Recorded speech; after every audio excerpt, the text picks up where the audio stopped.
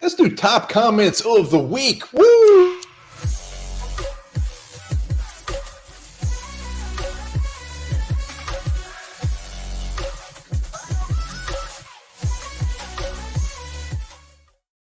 All right, welcome back to the Onebar and Lupagus show. I'm Onebar with Lupagus. It's that time of the week where we're doing top comments. You know, we appreciate every single one of your comments, even when you make fun of our physical appearance.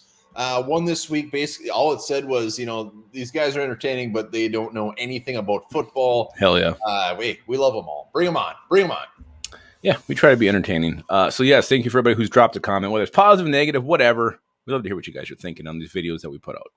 Yes, and Underdog Fantasy, grab the app, download the app, promo code SKOL, Pick'ems, Best Ball Fantasy Leagues, which we will be doing. We already have a lot of people reaching out to us to do that league, so we're going to be doing at least 1, 2, maybe even 3 fantasy leagues. Best Ball, if you draft your team right off the bat, Underdog Fantasy puts the best players in every week for you. It's set it and forget it, and at the end, you win some money. Put that keyword SKOL in there, promo code. I gotta be honest, I've been doing the higher, lower pick 'em lately, and I'm getting better. I haven't won yet, but I'm getting better. I have one. It's funny because, you know, I follow baseball. I don't follow baseball a ton. I'm doing baseball ones, and I've won some money. So I think I'm just very lucky because I'm a moron. But let's do top comments. Let's do it right now. Boom. Let's start off with Corey Anderson, Lewisine, Andrew Booth, and Ed Ingraham trending down. Ugh. More evidence that the 2022 draft is a freaking train wreck. A lot of comments. I put that one up there. Just I had to put one up. Everybody's already off on the 2022 draft class. They're out. They're moving on. Yeah, I mean, he's right. They are trending down, but you can also, next week, they could be trending up. They could have a good second game against the Titans. Yeah, it wasn't a good look for him. Lewisine struggled. Andrew Booth was horrible. Ed Ingram, we thought he did bad. Apparently, there was some miscommunication with the blocking assignments. The coaches actually kind of gave him a pass on that one. So, yeah, I'm not.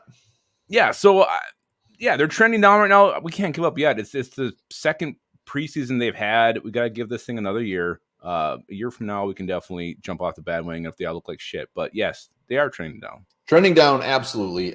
We will see. But there's a couple, at least one other comment that's a good one, which kind of asks the question, like, when do you consider somebody a bust? So we'll get into that. But, yeah, we can't argue that. It's not looking fantastic. But here we go. Next up, Jared. Let's be real. People were only excited about Jackie Chan because of his name. Jackie Chan cut today. I was wondering why everybody was excited about Jackie Chan. Like, he was getting a lot of love in a couple of shows we did, and I was like, okay, maybe that's the reason. I had no idea what the reason was. I think he's just a dude that was built like a brick shithouse. Was he D2? D3? He D2? might have been like D6, to be honest with you. Whatever he was just a dude. He was either D2 or I want to say D. He ripped it up. He was just this guy that had a lot of accolades there, I think. And yeah, the fact that his name was Jackie Chan probably had a lot to do with how excited people were. And I didn't see like he was hurt, so he must have just been very bad. I don't know. We will see. Ed Guy Rocks basically saying, and I want to get your input. He said at this time, Mike Hughes was far better than Booth, and Mike Hughes was a big old bust. I don't know if he was far better. He at least got into a game and made a big play. He was way better. Other than that, I mean, I remember Hughes not being great at the start either, but he did have that. He had, is it a pick six? He had something. I think he was also a returner. Yeah. So he had some help. I mean, he definitely was more active role. So yeah, you can say it. You can say it. Compared to Booth, he is better. Horrible. Booth is looking very horrible. At this point, there's like Ed Guy Rock. I mean, you can't argue that for 1 second.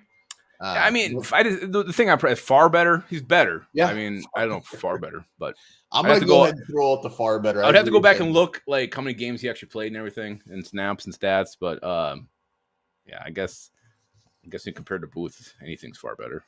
Yeah. So there you go. T-Bass. So T-Bass saying, I took a snippet of his comment. I didn't take the whole thing. He was talking about some other players, but this one really stuck out.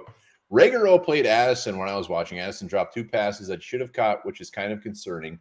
And T-Bass followed that up with another comment later, a couple days later, basically saying, I can't believe nobody's talking about Jordan Addison dropping those passes. And I love us some T-Bass. He keeps us in check. But I actually went and looked this up. I watched a couple people actually break down There's videos out there of guys with way more subscribers than us breaking down Jordan Addison's first game. And when you look at those, he didn't drop shit. Yeah, I don't know what he's talking about. Those were not drops. The first one, completely in traffic. The safety's over the top, has him by his neck, and he drops it. Yeah. Didn't drop it. I mean, they had no chance.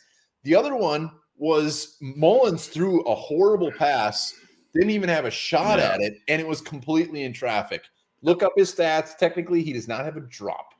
Yeah, and I honestly thought, because I actually called T-Bass out in the video I did over the weekend. I can't remember which one it was, about how bad this comment was. I almost think he did it intentionally just to get us riled up. I really think he's just trying to I think he likes doing that, and that's why we love T-Bass. He likes getting a little fire up our ass, because anybody who seriously thinks that Jalen Reagor looked better, maybe he had a couple of barley pops. Well, and let's not take him. Jalen Reagor had a good game, but he was also he was out there later playing against 3s and 4s, so he's a first round draft pick in the league for 5 years now. He should be looking good.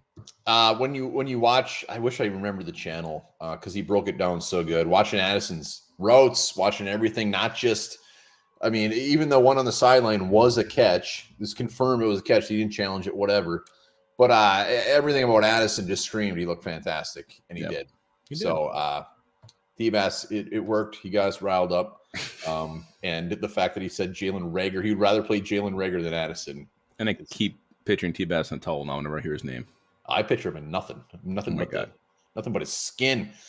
Pointless rhetoric. I don't understand there are arbitrary amount of time we're supposed to wait until call someone a bust. You have to wait till they get cut. Otherwise, what is the magical moment when you say it's 100% certain these guys suck, which is a fantastic question. When do you call somebody a bust? Well, I mean, it's the standard has always been 3 years. I'm actually curious to go back and look and has there been a guy that we can think of that we waited 2 years and year 3 out and this guy broke out and was good? So that's actually something to go back and look at. But you got to at least give it some time. You can't let Lewis Cine play 4 games and all of a sudden call him a bust. Boot Jr. playing 8. Sporadically, not staying healthy, call him a bust. You got to give this thing time before you can actually sit down and say, okay, this guy can't make it in the NFL. To me, it has to be at least 2 full seasons. Well, here's the thing. I think that you call him a bust. If he is anywhere from a first to a third, maybe 4th round pick, and he doesn't get a second contract, and throughout that first 3 years, whatever, he can't get a sniff of the field. He just sucks or he's injured. If they move on from him, easy. He's a bust. Like the Irv Smith, we get shit in the comments that we're just all in on Irv Smith. This is the year. He's got all the talent. He did have all the talent. He just couldn't stay healthy. Like even that last year with the Vikings, we were still on board with him because we know he's a good player. It just didn't happen. It's not like he was just this horrible football player. So I think it's when they move on from him, they get cut. Because I'm willing, as long as the talent's there, give him until he's gone. You got to give them enough reps, enough snaps, enough whatever, and also healthy ones. They can't be hurt. They can't be not 100%. Some people just don't stay healthy, and that's part of what ends up making them a bust. But a lot of factors go into it. So I think if you're looking at actual timeline, you got to say at least 2 years or at least so many games played. There's exceptions. Troy Williamson, we knew he was – you could just see it. Laquan Treadwell – guys like him, are busts out of the – Andrew Booth is starting to point that way. Lewis Cine, I'm not calling a bust. Look, P-Bass, you'll appreciate this. Joey Browner started 1 game his rookie year. The next year he started 7 games. If you're going to go off of how often he's out on the field, was Joey Browner a bust in his first 2 seasons? Remember when we started, we were getting 25 views of vid, and we kept grinding. Yeah, we're still one of the biggest busts out there. So, great question. I love that one. Kareem's still upset about Duke Shelley. I don't know. I actually kind of like the way our cornerbacks are looking right now. Caleb Evans had some nice moments. Supposedly Byron Murphy's been ripping up the last couple practices. And then you look at Mekhi Blackman was pretty good. Booth Jr. was ass. But you saw Jawan Williams looked really good against the Seahawks. So I'm not really missing Duke Shelley at this point. But, yeah, it was fun having a little 5'8" guy out there making plays. Well, the reason I put this on there is because he's at the bottom of their depth chart right now, and they're saying he's not even going to make the team. So maybe there's a chance he comes back.